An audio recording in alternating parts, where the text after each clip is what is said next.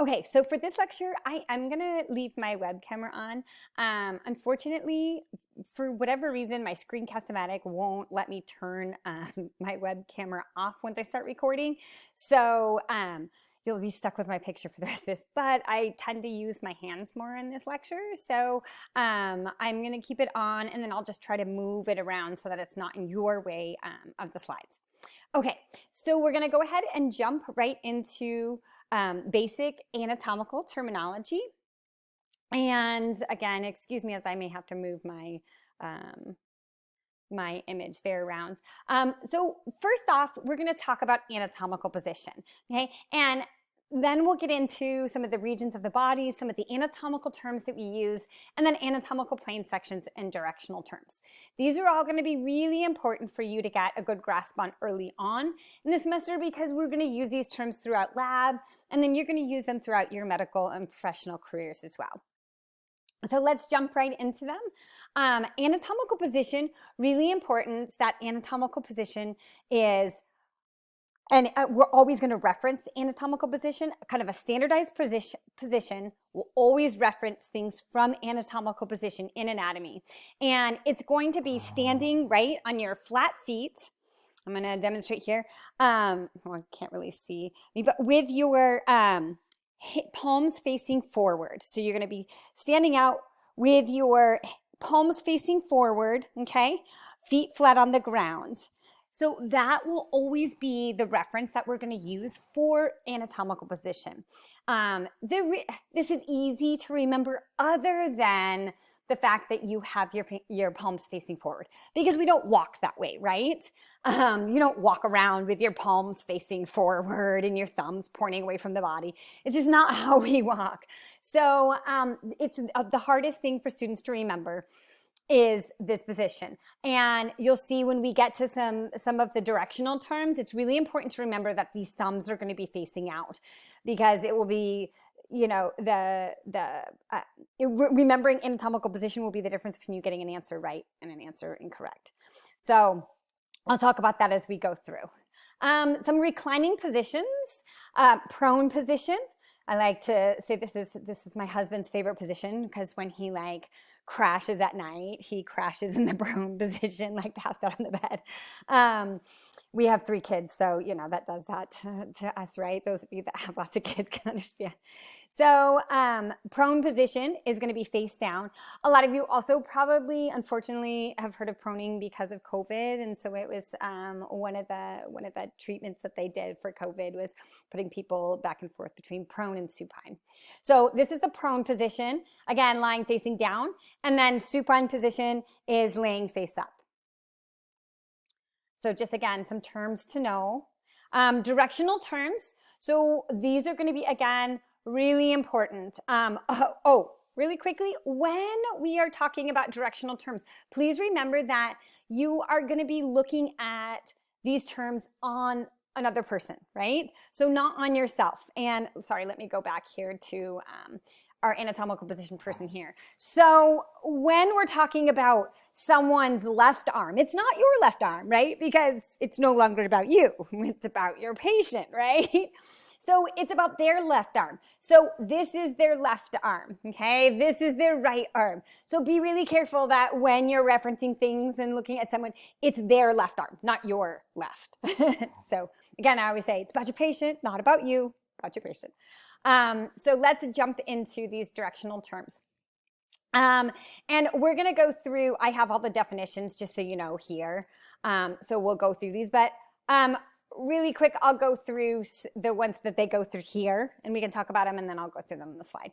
So the first term that we're going to talk about is superior and inferior. Okay, superior is going to be towards the head. Inferior is going to be towards the feet. Okay, pretty easy. And they kind of fit the actual definitions for those terms, right? Superior and inferior. So that one's an easy one.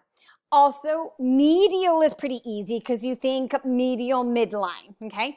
So anytime you're talking about something towards the midline, that's medial. Away from the midline is lateral, okay? And then with our limbs, we're going to use the terms proximal and distal, okay? And that's because with our limbs, we want to talk about, like when we're talking about two bones in reference to each other, we want to talk about what's closer to the trunk of the body, that's proximal, and distal is farther away from the trunk of the body. We're going to use these terms mostly when we're referencing like 2 points on our limbs. So for example, if we were talking about the humerus bone here, the humerus is going to be more proximal, okay, than the radius or the ulna. And the radius and the ulna will be distal to the humerus, okay? So again, meaning again, proximal, and these are the ones that a lot of times you might not be as familiar with. Proximal, think proximal, closer to the proximity of the trunk of the body, okay? So proximal proximity of the trunk of the body. And then distal is going to be farther, distant, okay, away from the trunk of the body. So hopefully that will help you kind of remember those terms. And anytime you can give yourself some type of trick, you know, there are lots of memory tricks out there to use, but anytime that you can use these tricks to help you, that's the, you know, the best way to learn these terms. Also, the other thing is learn these together. So you can group things. Anytime you can group, that will also help you in terms of understanding and learning your anatomy. So learn proximal and distal together, okay?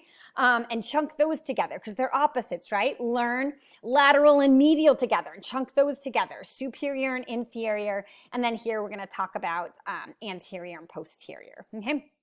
So the one that they didn't have on that first slide was dorsal or ventral. We also, in anatomy, are going to use the terms more commonly anterior and posterior. So hold on. Don't let me lose you here in just a minute. I will explain. So when we talk about the human body, we also want to use the term that references towards the front of the body versus towards the back of the body.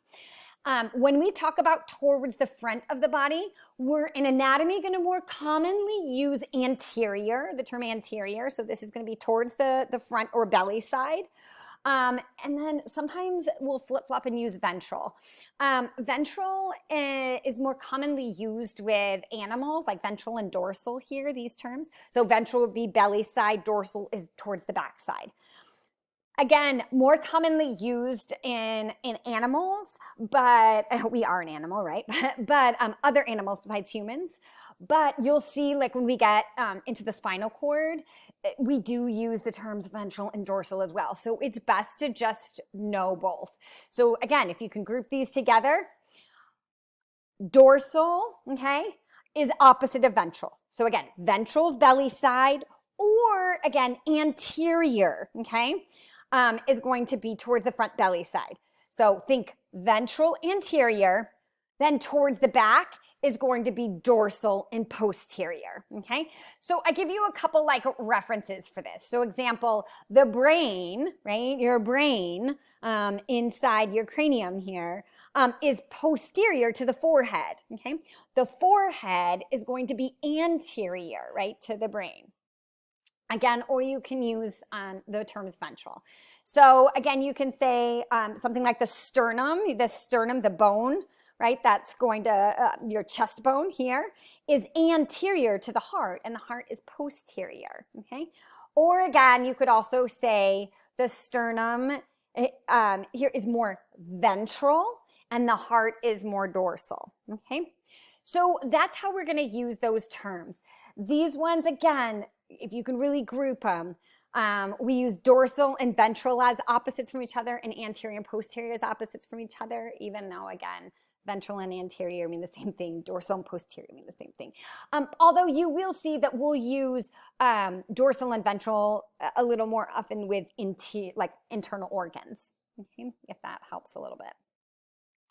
Again, this is just the slide that goes into detail from my first one of medial versus lateral. So some of the easy kind of examples of this would be the heart is going to lie medial to the lungs and the lungs are going to lie lateral to the heart, okay?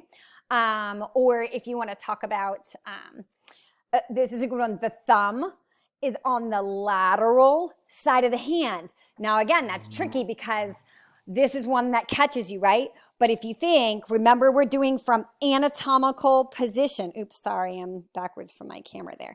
So we're doing from anatomical position. So your palms should be facing forward. If I can get myself in the camera there, palms are facing forward. So your thumbs are going to be lateral, okay, to your pinky fingers, and your pinky digits here will be more medial than your thumbs. So again, just I try to put that on there so that you remember. That's a good reminder that we're always from anatomical position. Okay. Again, proximal and distal, we're going to use on the limbs. And again, proximal is closer to the proximity of the trunk. Distal is farther more distant from the trunk. Okay. And so we'll use this. I kind of gave you an example as already, but we'll use this like, okay, the knee is proximal to the ankle and the ankle is distal, okay, from the knee. Or again, you know, the elbow is proximal to the wrist and the wrist is distal, more distant from the elbow, okay? So those are how we'll use those terms, proximal, distal. Again, we'll use them quite frequently in lab. So these are terms you really want to know well, okay? So this just kind of covers it kind of goes over everything here: superior, inferior, anterior, posterior. It's a nice, these two slides, if you'd like, would be really easy to print for yourselves so that you can just have all these terms. And then we do also use the terms superficial and deep more, again, when we're referencing things in reference to the skin. So obviously the skin's going to be more superficial. Again, internal organs are going to be deep, okay? We'll also break up the body, and you'll see we'll do this more and when we get into the skeleton, but we break the two major body divisions up into axial and appendicular when we're talking about the skeleton. So the axial portion is going to be the head, neck, and trunk. And then the appendicular skeleton is everything else. So it's nice if you can just remember, you know, the head, the neck, and the trunk, really the vertebral column. Okay, that's all part of the trunk. And then the sacrum here, that's all going to make up the axial skeleton. You don't need to know what the sacrum is here. You just need to know that the kind of head, neck, and trunk is the axial skeleton. And then appendicular is going to be your limbs, okay? And basically the things that attach those limbs to the skeleton. So again, we'll talk about like the pelvic girdle and all of that. So really quick, there are some more specific kind of regional terms that we want you to be familiar with. And again, believe it or not, but learning these early on will really help you out throughout not only just 201, but also 202, because a lot of blood vessels and nerves are going to actually be named after these regions. So learning these early on may be frustrating, but it really will help you out.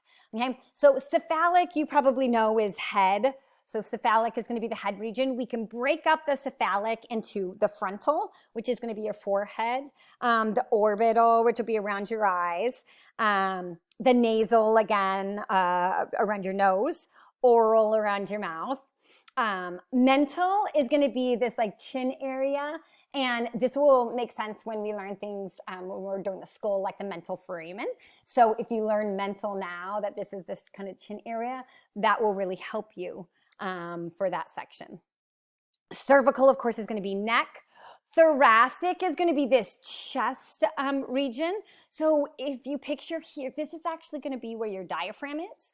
So anything above the diaphragm is going to be the thoracic, and below is going to be abdominal. Okay. Now, when we talk about the thoracic region, we can split it up into the sternal, which is going to be, right where that breastbone is. Okay. Axillary is going to be underneath your armpits. Okay. So you can think axillary armpit. And then mammary is, of course, going to be around the breast region. Abdominal, we'll talk about other ways that we can break up the abdominal cavity, but just for some of the actual regional terms, we use umbilical right around the belly button. Oops, sorry, I didn't quite get all of these. For the pelvic region, so the pelvic region is basically that region that's going to include the bladder and your reproductive organs. And the pelvic, some of the terms for pelvic region would be like inguinal. Inguinal region is going to be this kind of groin area. Like if you've ever pulled a groin muscle, you kind of know where that is. So that groin area right here. And then of course we have the pubic region, which is you're going to be your genital region. For the upper limb, we have the acromial, which is going to be kind of the top of your shoulder here, acromial region. We have the brachial, which is going to be your upper arm here. The antecubital, this will be important because this is oftentimes where you're going to, have blood drawn. So you guys probably know that. So that's that antecubital region that's in the crease here. The crease here between your upper arm and your forearm. And keep going. Nope, sorry guys. Keep going farther back when I want. And then we have the antebrachial region. I don't know why it keeps flipping forward here. There's the antebrachial region. The antebrachial region is going to be your forearm. Carpal, you guys probably kind of know the term carpals from the skeleton. So carpal is wrist, okay? And if you don't worry, we're going to get into it. So carpal's wrist. Manus is the term that we use for hand. Palmar, of course, is going to be that palm region here. And then we talk about our digits, okay, are going to be everything except for your thumb. So here's your digits, and then so we call them digital, and then the region, and then here's your pollex is your thumb, okay? Then lower, we have coxal is going to be the hip region. Femoral, you probably know, is going to be your thigh region. Patellar is going to be kind of the front of your knee. We have the back of your knee will be a different name. Crural is going to be your leg here.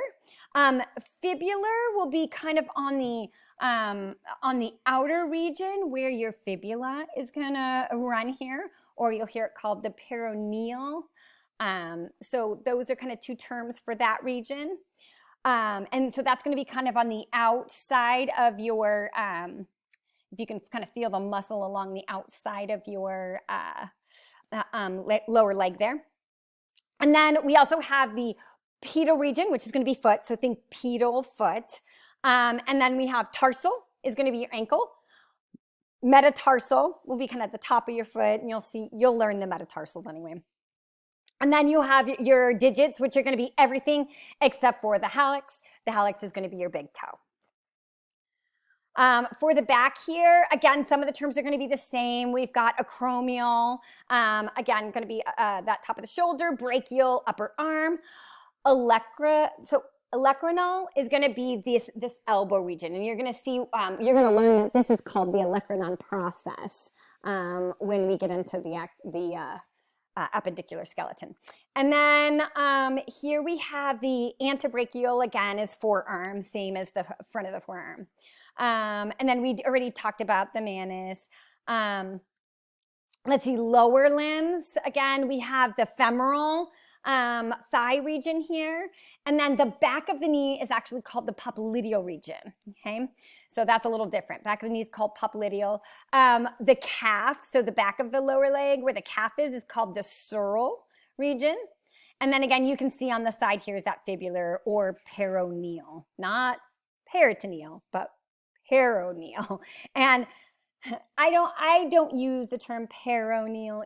I would use fibular more often. Honestly, we don't use that a whole lot except for other than we're going to learn your fibula. So, but I wouldn't put on a test peroneal because I think that's confusing. Because perineal is more commonly used in the medical world, and so perineal you will have to know, but I'm not going to test you on peroneal. Pedal. You have your calcaneal region, so that's going to be your heel of your foot. That's going to drive me crazy here. And then plantar is going to be the bottom of your foot, okay? And that will be important when we learn about things like plantar flexion, the muscles. So plantar is going to be the bottom of your foot. So again, back to the posterior side here of the head. You're going to have the otic region, which is your ear. Occipital, which is going to be this back lower region of your head. So this right here is all you're going to be your occipital region.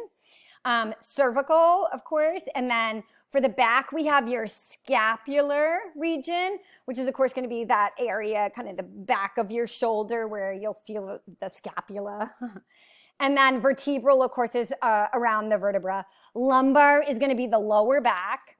Sacral is going to be this region kind of right below the lumbar here. And you can kind of feel that. That's actually where your sacrum is. So kind of your lower kind of back, really lower back region there. Gluteal here, it's pretty easy. And then perineal is a term that you should know between the anus and the external genitalia, okay? So either between the anus and the vagina or the anus and the penis, okay? So that's the perineal region.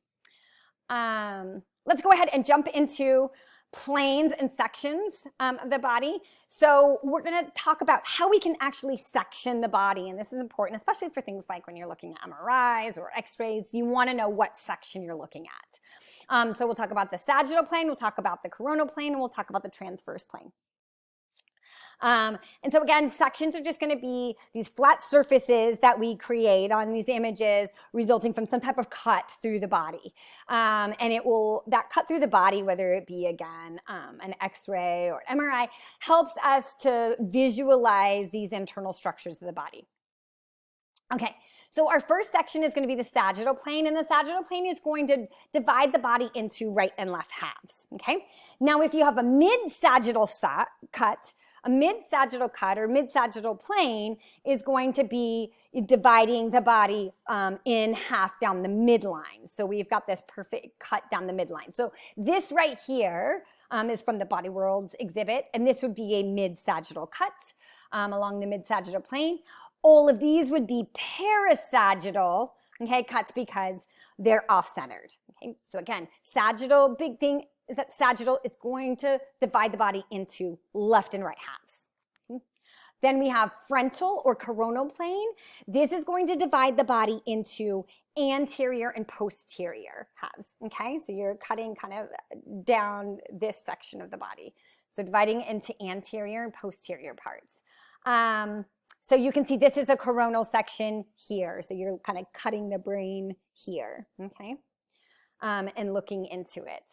And then this, you can actually see a large tumor there on that one. And then a transverse section or the transverse plane would be if you're cutting the body into superior and posterior. I'm sorry, superior and inferior. Sorry, not superior, posterior, not to confuse you. Superior and inferior parts, okay?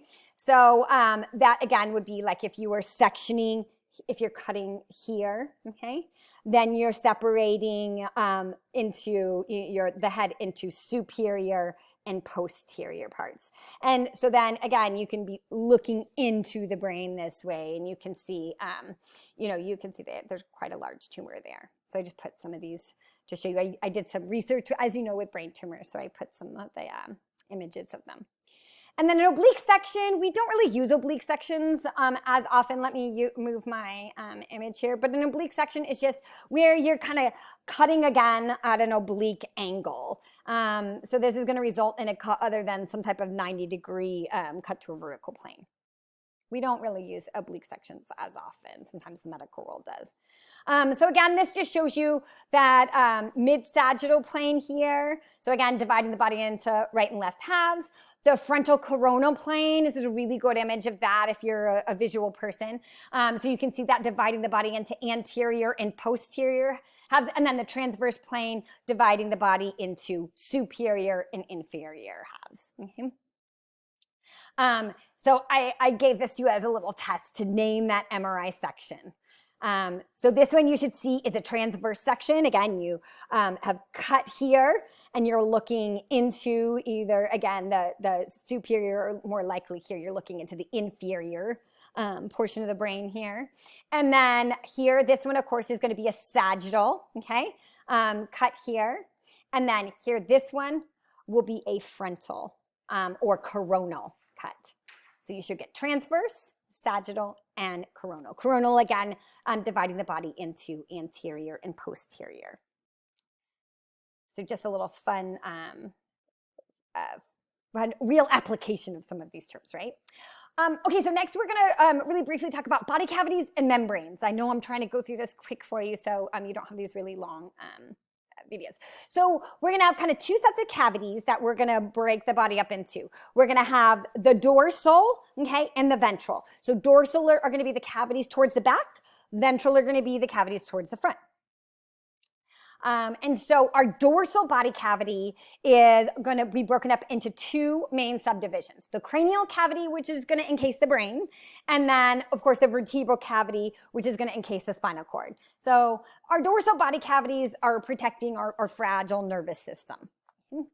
So you can see that here, cranial cavity, and then here's going to be the vertebral cavity, or sometimes you'll hear it called the spinal cavity as well. Okay, and then we can break the ventral cavities, again, remember belly side ventral, cavities up into the thoracic cavity. Again, just like we talked about the thoracic region, right? So this should be pretty easy now. Thoracic cavity is going to be this chest cavity, and it's going to contain the heart and lungs. So all of this would be part of the thoracic cavity right here, all of this. And then you can chunk it up again. But all of this is always confusing for students. This whole area above the diaphragm here that contains heart and lungs here is going to be the thoracic cavity. Here below that diaphragm is going to be the abdominal cavity, and it contains mostly the digestive organs. And then the pelvic cavity here is going to be primarily the bladder and reproductive organs, of course, and some of the rectum as well. Okay? But that's the main, I always think of pelvic cavities, bladder, reproductive. Okay? And then sometimes you'll hear they'll combine the abdominal and pelvic cavity and call it the abdominopelvic cavity. Okay? So hopefully those terms are pretty easy for you. I'm not going to talk about the pericardial and the pleural cavity just yet, because they're different types of cavities than these really large cavities that have lots of organs in them. These ones are going to be these cavities in between these membranes that are surrounding organs. So I'm separating these out so that hopefully, because I find that students get confused on this in exams, and I think it's because of images like this. These cavities, the pleural cavity and the pericardial cavities, are going to be a different type of cavity. They're called a serous cavity, and we're going to talk about those separately, okay? So when you're learning these, kind of cross the pleural cavity and the pericardial one off. You can see the superior mediastinum cavity, but honestly, we don't really use that cavity very often because it just has to do with the mediastinum, which is going to be a bone that you're going to learn. So, but you are going to need to know these two cavities, and I don't want you to learn them here because I don't want you to confuse them with these big cavities that have lots of organs in them, okay? So I'm going to come back and talk about those cavities in a separate slide. So again, cross them off here so your brain doesn't connect them with these big body cavities with organs in them. So again, we talked about the thoracic and the abdominopelvic cavity. The thoracic cavity is going to contain the heart and the lungs, okay? And we will talk about these serous cavities in just a minute, so ignore them for just a minute. Again, the abdominopelvic cavity is going to contain the abdominal organs: stomach, intestines, spleen, liver, pancreas, okay? And then the pelvic cavity, again, is primarily urinary bladder, reproductive organs, okay? Those are the big things in the pelvic cavity. Urinary bladder, reproductive organs, okay? Just kind of like clinical, I love the clinical aspect things of the Mariab book. They put lots of clinical aspects in there. And so the pelvic bones will provide some limited protection, a little bit of protection to that pelvic cavity, but the walls of the abdominal cavity are all muscle, right? So you're pretty much just protected by muscle in your abdominal cavity. This is why those organs in that area are really vulnerable to trauma, especially like in a car accident. You're more likely to be eviscerated, have your organs eviscerated in a major traumatic car accident because you only have your abdominal organs, only your muscles protecting those abdominal organs. So again, that's why you see, and I actually know someone that was in a really traumatic head-on car accident, not their fault, unfortunately, and her intestines were eviscerated. That was one of the worst parts of it. She did actually survive and has been through many, like 40 surgeries on her intestines. But unfortunately, that is the downfall of only having muscle protect your abdominal pelvic cavity. Or abdominal cavity, sorry. Pelvic, you have a little bit of your coccyx bone. So when we talk about, again, the ventral body cavities, we do have these serous cavities. And so we call them, they're lined with what's called a serous membrane or a serosa.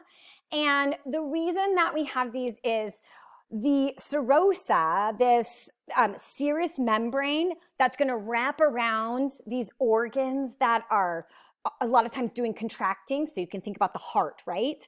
Think about the heart inside the thoracic chest cavity, right? With the rib bones.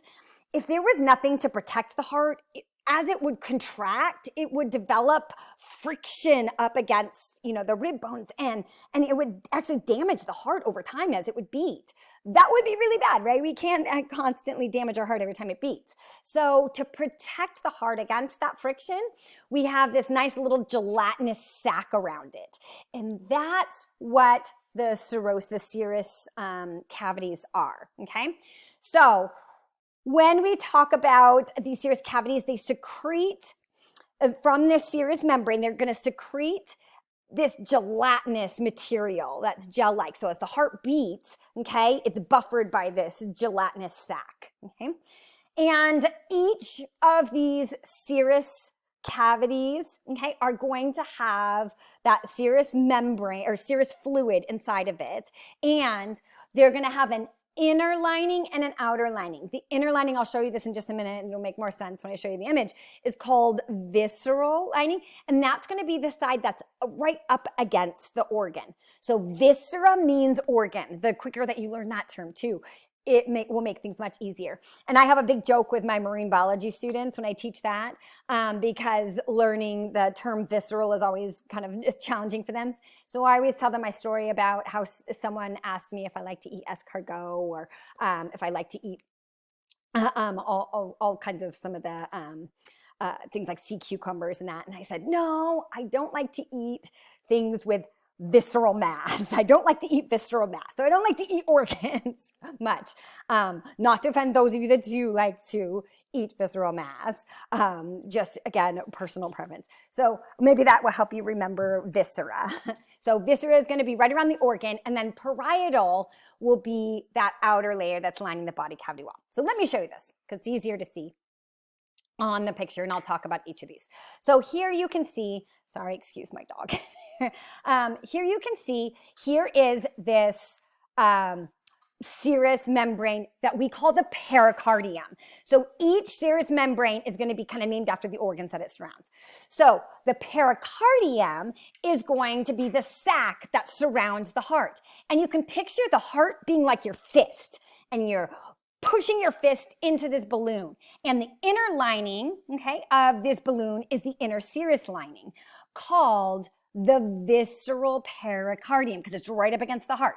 So here's visceral pericardium, and this is parietal pericardium, okay? So here, that inner lining is the visceral pericardium, and it's this double membrane that just kind of wraps around, back around itself, and here's the parietal pericardium. And in between, again, is that serous fluid, that nice gelatinous fluid that's really going to buffer the heart as it contracts, okay? So this is, for me, this is the best image to learn what these serous membranes and the fluid looks like. Also, this right here, the cavity right here in between the visceral and the parietal pericardium is going to be called the pericardial cavity. So the cavity is going to be the space that's filled with serous fluid in between the visceral and parietal layers, okay, for any of these serous membranes. Okay, so let's talk about now the pleural cavities. So pleural cavities are going to be, or I should say the pleura in general, are going to be the serous membranes that are going to surround the lungs. Now remember, it's going to be this double membrane, right? That surrounds it. So you're going to have the visceral pleura and the parietal pleura. So I'm going to show you this image because I think this is easier to see. Again, remember the lungs in this case are the organ. They're going to be the fist, okay? So the layer that's right up against the lungs is going to be the visceral pleura. This outer layer is going to be the parietal pleura. And then this space right here is going to be the pleural cavity, okay? So P-L-E-U-R-A-L, pleural cavity. And again, that's going to be filled with that serous fluid, okay? So hopefully that will help you out. The last one is going to be called the peritoneum, okay? And the peritoneum is going to be the serous membranes that are surrounding the abdominal organs. So it's easy for us to picture, again, the heart, right, is contracting. The lungs, we need to protect the lungs as we're breathing in and out from friction up against the ribs. But sometimes we forget that our abdominal organs are constantly moving too. I mean, they're pushing food boluses down, the stomach's constantly churning. So we don't want that friction damaging our abdominal organs as well. So you're going to see here, you have the peritoneum, this series of membranes that's going to surround your abdominal organs. And again, you're going to have the visceral peritoneum, which is going to line right directly around your abdominal organs. And then you're going to have the parietal peritoneum on the outer layer. And then, of course, on the inside here, you're going to have the peritoneal cavity.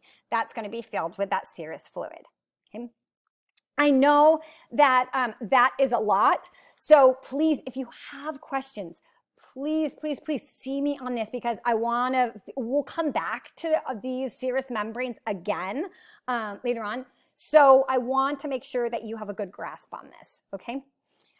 So clinical application. These serous membranes can become inflamed either due to infection or sometimes due to actual trauma. And that inflammation can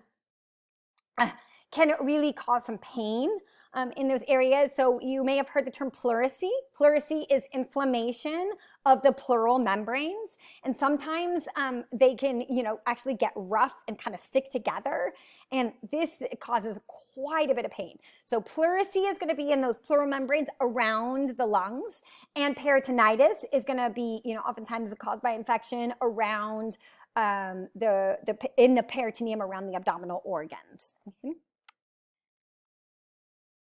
Lastly, we're going to talk about kind of how we break up the especially abdominopelvic cavity. And I'm going to mostly talk about this slide. That next one you're going to see, it's going to break it up even further. We really don't I find that you don't use those designations as often. If you're going to take an EMT course or anything like that, they will use these regions for when you are breaking up the abdominopelvic quadrant into 4 different quadrants. So we're going to have the right upper quadrant, which we abbreviate as RUQ, left upper quadrant, LUQ, right lower quadrant, RLQ, and then left lower quadrant, LLQ. So really quickly, and again, remember, this is not on you, it's on your patient. So remember, this is going to be their left side and this is their right side, not yours, but theirs, okay?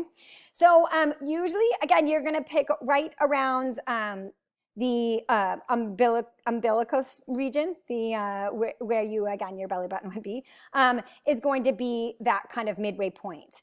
And then here is just going to be a sagittal, kind of mid-sagittal plane right here. Okay, so if you can picture those planes here, you got a transverse plane right at your belly button, and then a sagittal plane right here at the mid-sagittal, at the midline.